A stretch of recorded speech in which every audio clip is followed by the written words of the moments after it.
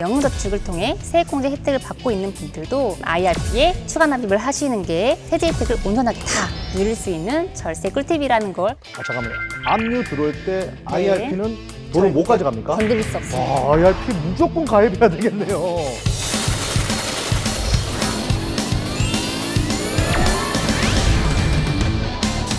내연금 10억 만드는 성공 레시피 해찬을 거듭하면서요. 지금 난리가 났습니다. 장안의 화제입니다. 네, 어떻게 지금 반응 실감하십니까? 네, 여기저기에서 난리가 났습니다. 내용도 너무 좋고 특히 이 헤어와 메이크업을 혹시 어디서 한 건지를 많이 물어보셨는데요. 여기 방송팀에서 직접 해주신 겁니다. 네, 아니 지금 그거 물어볼 때입니까? 지금 우리 연금 방송 너무 최고의 때야지. 저는 그게 가장 중요합니다. 아, 죄송해요. 네.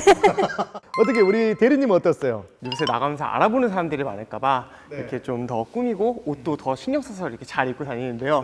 네, 아직 알아보시는 분들이 많지는 않더라고요. 저희 지금 하나은행 유튜브 구독자가 10만인데 저희 100만을 향해서 열심히 더 활동하도록 하겠습니다. 자, 그럼 사연부터 한번 만나보겠습니다. 사연이 이렇게 많이 옵니다. 지금 연금에 대해서 궁금하신 분들이 이렇게 많아요. 자, 과연 어떤 사연이 왔을지 만나보겠습니다. 연말 정산 때 세액공제 받기 위해서 IRP 계좌를 이용 중인데요. 최근 급전이 필요한 일이 있었는데 IRP는 중도 인출이 안 된다고 해서 난감했었습니다.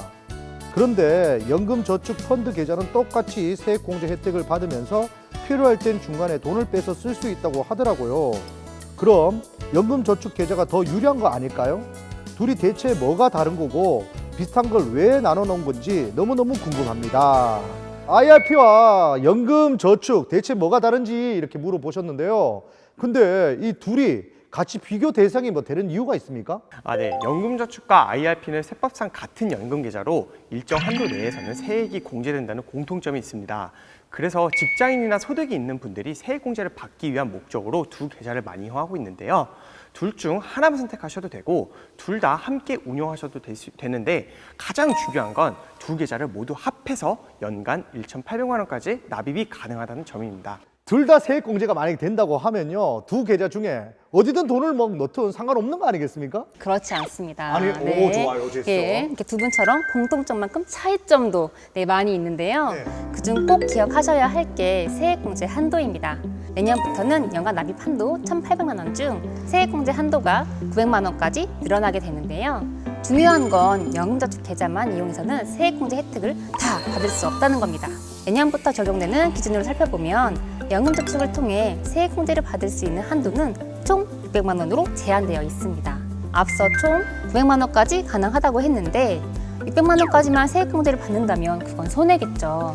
반면 IRP 계좌를 활용하면 900만 원까지 다 세액공제 혜택을 받을 수 있는데요. 따라서 지금 연금저축을 통해 세액공제 혜택을 받고 있는 분들도 나머지 금액만큼 IRP에 추가 납입을 하시는 게 900만 원까지 세제 혜택을 온전하게 다 누릴 수 있는 절세 꿀팁이라는 걸 기억하시면 좋겠습니다.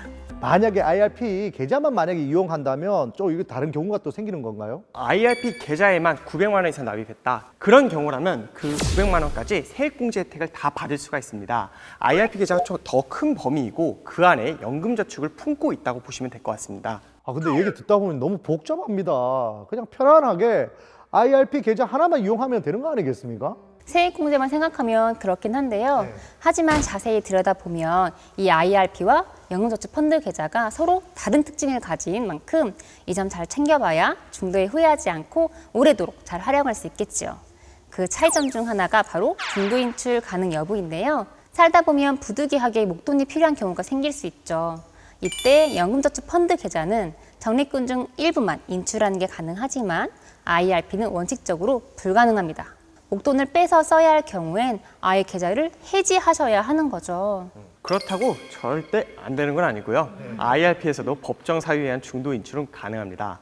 무주택자가 본인 명의의 주택을 구입하거나 임차 보증금을 내야 하는 경우, 본인 또는 부양가족의 질병 등으로 6개월 이상 요양이 필요한 경우, 천재지변을 당하거나 또는 개인 희생 절차가 개시돼서 파산 선고를 받는 경우 등 법에서 허용하는 사유에 해당하는 경우에는 계좌를 해지하지 않고도 중도 인출이 허용됩니다. 이야, 우리 대리님 면일남 같습니다.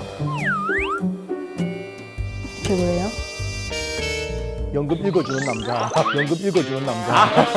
연금을 너무 이렇게 쏙쏙 박히게 잘 읽어주시네요. 아 그럼요. 항상 전달이 중요하기 때문에 쏙쏙 잘 들어오게 설명하고 있습니다. 그러니까 얘기를 쭉 듣다 보니까 지금 원할 때마다 자유롭게 돈을 인출할 수 없는 게 어떻게 보면 부담이 될 수도 있고 좀 단점일 것 같은데 또 그런 또 제한을 둬야지만 연금을 보호할 수 있지 않겠습니까? 네, 맞습니다. 위의 법정 사유처럼 아주 불가피한 경우가 아니라면 연금은 노후를 위한 자산인 만큼 중간에 빼서 쓰지 않는 것이 좋습니다. 연금저축 계좌도 중도 인출을 하면 16.5%의 기타 소득세가 부과가 되니까 인출 전에 심사숙고하실 것을 권유드립니다. 네, 근데 우리 과장님 네, 이거 멘트 하시면서 이 제추어를 어디서 배우신 거예요? 스피치 학원에서 배웠습니다. 이게 쏙쏙 아, 네, 이렇게 제추어. 하시라고. 네. 좋습니다. 특급 칭찬이야. 근데 세액공제만큼이나 중요한 게 또 노후에 자산을 증식시키는 거 아니겠습니까? 투자 측면에서는 뭐 차이가 있을까요? 연금 자산을 잘 운용하려면 운용 방법부터 우선 살펴볼 필요가 있는데요. 연금저축 펀드의 계좌의 경우 일반 펀드나 ETF는 투자할 수가 있습니다. 이름처럼 펀드 계좌니까 이 펀드에만 국한하는 겁니다. 반면 IRP 계좌에는 펀드와 ETF도 가능하고 거기에 정기예금이나 ELB, 채권 같은 펀드 외에 다양한 자산으로 운용하는 게 가능합니다. 투자할 수 있는 상품의 다양성 면에서 보자면 IRP가 훨씬 더 유리하다고 볼 수 있습니다. 또 다른 차이점은 위험자산 투자 한도에서 차이가 있는데요. 연금저축 계좌는 펀드나 ETF 관계없이 100% 투자가 가능합니다. 하지만 IRP는 제도적으로 자산 배분을 추구해요. IRP는 주식 비중이 40% 이상인 ETF나 펀드를 성장성은 있지만 리스크가 있는 자산으로 보기 때문에 IRP 자산의 70%까지만 운용이 가능합니다. 나머지는 정기예금이나 ELB, 채권형 펀드 등에 할애해야 하는 거죠. 참고로 퇴직연금에서 중요성이 커지고 있는 TDF를 살펴봤었죠. 이 TDF는 자산 배분이 완료된 것이고 채권 등의 일정 부분 이상 투자하기 때문에 다른 주식형 펀드와 달리 100%가 투자가 가능합니다. 네, 또 한 가지 중요한 차이점은 바로 압류 여부입니다. IRP는 퇴직연금 제도라는 것 기억하시죠? 근로자 퇴직급여 보장법에서는 확정급여형, 확정기여형, 개인형 퇴직연금 제도로부터 급여를 받을 권리는 전액 압류할 수 없도록 정하고 있습니다. 연금저축은 압류가 가능하지만 IRP는 불가능합니다. 만약 부채가 많거나 부도 위험이 높은 사업을 하고 있는 경우라면 최소한의 자산을 지키기 위한 수단으로 IRP가 더 안전하겠죠. 잠깐만요. 압류 들어올 때 IRP는 돈을 못 가져갑니까? 건드릴 수 없습니다. 그래도 어떻게 나라에서 안 돼요? 안 됩니다, 안 됩니다. 절대. IRP 무조건 가입해야 되겠네요. 이게 한도가 어느 정도 된다고요? 연간 1,800만 원까지 납입할 수 안 돼. 한 2억 정도 해주면 안 돼요? 이거 또 나쁜 마음이 또 드니까 또 죄송합니다. 자, 죄송합니다.